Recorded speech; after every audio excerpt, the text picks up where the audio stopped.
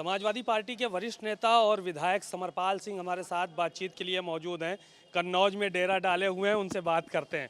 Sir, Kannauj में कब से हैं और चुनाव कैसा नज़र आ रहा है अखिलेश यादव का यहाँ पर? कन्नौज में तो मैं 2 दिन से ही हूँ और यहाँ तो हमारे राष्ट्रीय अध्यक्ष जी चुनाव लड़ रहे हैं, तो एक तरह से पार्टी की राजधानी है ये।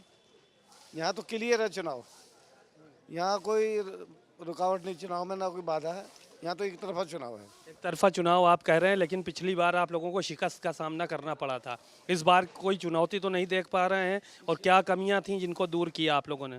पिछली बार माहौल और था, आज माहौल ये है कि नेताओं को भी समझ नहीं आ रहा और भारतीय जनता पार्टी तो चकरा गई। जैसे चौराहे पे बत्ती बंद हो जाती है ना, दाएं जाओ बाएं जाओ, चारों तरफ से आदमी चल पड़ता है, तो वोटर चारों तरफ से चल पड़ा है पार्टी के साथ में। उसको कुछ नहीं देखना, उसको गठबंधन देखना है, उसको अखिलेश यादव का चेहरा देखना है, राहुल गांधी का चेहरा देखना, बीच में कोई रुकावट ही नहीं है। कोई रुकावट नहीं देख रहे हैं आप लोग। अमित शाह कल आए थे यहाँ पर, उन्होंने कहा कन्नौज में प्रचार के दौरान कि अगर अखिलेश यादव का बस चले तो उनका जब कुनबा बड़ा होगा तो 80 की 80 सीटों पे अपने घर के लोगों को लड़ाएंगे। ये और उनसे कहने के लिए क्या बात है? जब प्रधानमंत्री और आ गए हैं, प्रधानमंत्री ऐसी बात कर रहे हैं उल जलूल की, कोई गली का नेता भी नहीं कहता ऐसी बात। इतनी छोटी और घटिया बात प्रधानमंत्री के मुंह से शोभा नहीं देता, और गली गली में लोग ये कह रहे हैं कि इतना बुरा, इतना घटिया प्रधानमंत्री किसी देश का नहीं होगा जो हमारा है। तो क्या मुद्दे हैं, किन मुद्दों को लेकर वोट कर रही है यहाँ पे जनता? मुद्दे ही मुद्दे हैं। किसानों का मुद्दा है, गरीबों का मुद्दा है, महंगाई का मुद्दा है, बेरोजगारी का मुद्दा है। सबसे ज़्यादा तो सारे के सारे डिपार्टमेंट जितने उत्तर प्रदेश के हैं, सब में लुटाई हो रही है। महीना बांधा जा रहा है, जब प्रधानमंत्री ही महीना ले रहा है।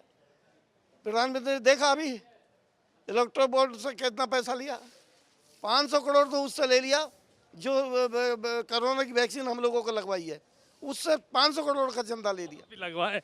हाँ, आपने लगवाया कि नहीं लगवाया? लगवाया, मैंने भी लगवाया, मैं कुछ झूठ बोल रहा हूँ। मुझे तो चुनाव हो गया था, तो चुनाव में सीएमओ ने बूस्टर डोज भी लगवा दिया।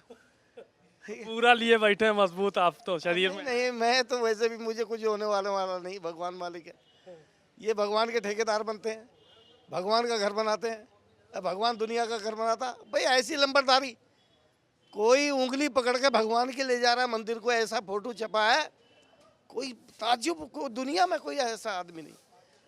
दुनिया के विदेशों के नेता भी कहते हैं कि यार इतनी घटिया राजनीति हिंदुस्तान में चलती है जो वहाँ का प्रधानमंत्री कर रहा है। इसकी पोल खुल गई, विदेशों में भी कोई इज्जत नहीं हमारे देश की। कहते डंका बज रहा, कुछ नहीं बज रहा, झूठा ही झूठा हो रहा, सब जगह झूठा ही झूठा। इतनी बड़ी जीत देख पा रहे हैं इस बार? वोट मांगने की जरूरत नहीं पड़ेगी भाई साहब, 77 से थोड़ी ही कम लहर है, 77 से थोड़ी ही कम लहर है।